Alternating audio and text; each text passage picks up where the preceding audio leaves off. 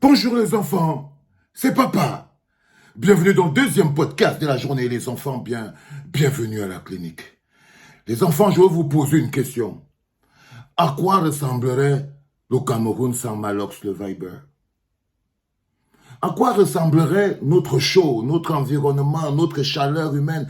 Comment on vit sans Malox le Viber? Ce serait triste, fade, sans goût. On dirait un dollar sans crevettes. On dirait la sauce jaune sans obstacle, sans peau, sans candawi. Le Cameroun sans Malox le Viber. C'est comme si c'était la sauce jaune sans djama, sans taro, sans taro, sans pistache. Oui, les enfants. C'est ça à quoi va ressembler le Cameroun. C'est triste, il ne faut pas l'accepter. Là, vous avez la nouvelle page de Malox le Viber. Il est important, j'ai vu que vous étiez encore ou à 50. Il ne faut pas faire ça, les gars. Il ne faut pas faire ça. Et il faut apprendre à dépasser des choses et envoyer un message au monde. Et vous ne savez pas envoyer... Alors, si Malox devait déjà avoir au moins 200 000 abonnés. Juste parce que c'est comme ça. Il ne devait pas être en train de courir. C'est la réponse au monde pour ceux qui perfusent la haine pour un oui ou pour un non. Parce qu'on vit dans un monde, je vous dis toujours que les conséquences d'avoir le cœur noir dans notre environnement au Cameroun, c'est qu'on se fait d'abord du mal à nous-mêmes. On combat ce qu'on a de grand. On se fait du mal à nous-mêmes. Et c'est très dommage aujourd'hui qu'on continue dans cette situation. Et quand vous devez donner une réponse claire, de dire non, la haine ne passera pas, la violence ne passera pas, la méchanceté ne passera pas.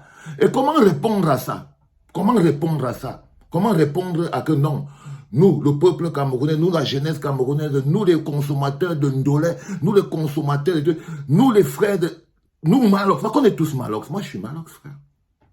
Parce qu'on est tous un peu Malox. Comment on répond à ça? On répond à ça en mettant 500 000 abonnés directs sur la page du Viber. Ça ne vous enlève ni l'argent ni rien. Vous ne perdez rien. Mais vous envoyez un message au monde que non, nous sommes un peuple solidaire. On a encore de l'amour dans le cœur. On s'aime encore nous-mêmes. Parce que nos différences ne doivent pas nous séparer. Hein. Nos différences ne doivent pas nous séparer. Au contraire, c'est un enrichissement. C'est un enrichissement. On n'est pas tous nés pour être gentils. On n'est pas tous nés pour être beaux. Mais on doit tous être sincères et véridiques. Malox n'est pas gentil. Il est beau, il est sincère, il est véridique. Il dit ce qu'il veut. Mais c'est Malox, c'est comme ça qu'on l'aime.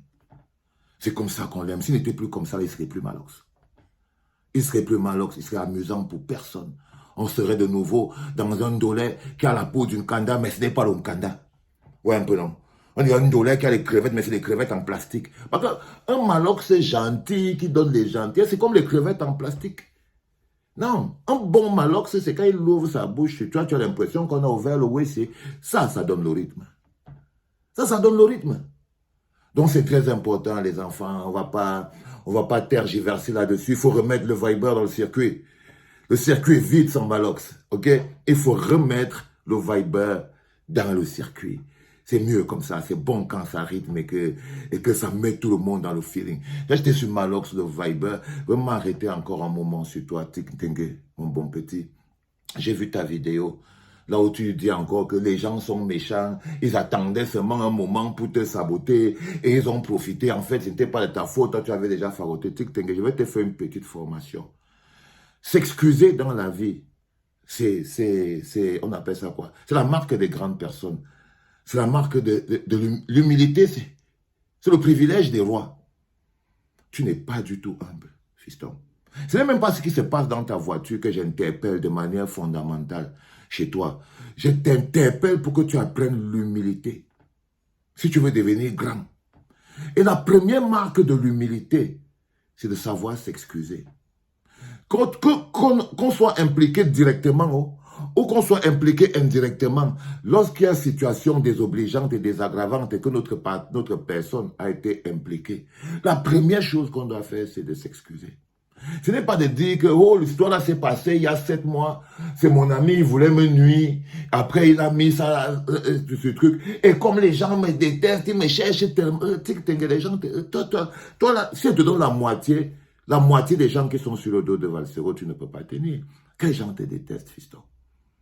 Tu es à ce niveau-là parce que les gens ils t'aiment beaucoup. Tu es à ce niveau parce que les gens t'aiment beaucoup, Tik-Tengue. C'est pas parce que tu es un bon comique. Non, c'est pas parce que tu es un bon comique, frère. Tu es à ce niveau parce que, bon, voilà, Internet fabrique tout, ça aussi fabriqué en toi. Et les gens, par amour, c'est eux qui t'ont mis là. Donc, tu ne peux pas dire que, oh, comme les gens attendaient seulement un moment où tu auras tellement les problèmes, ils vont utiliser ça pour vouloir te mettre mal. Les enfants, libérez vos cœurs. Libérez-vous. Libérez-vous. Hey, Seigneur. Qu'est-ce que vous devenez même là-bas au pays?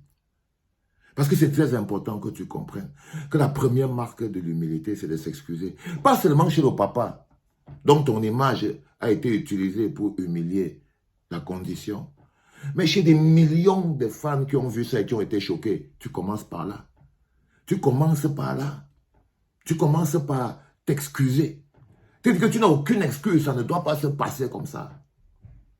Oui, un homme ne peut pas vivre en cherchant des excuses. C'est-à-dire que vous commettez des fautes au quotidien pour pouvoir trouver des justificatifs.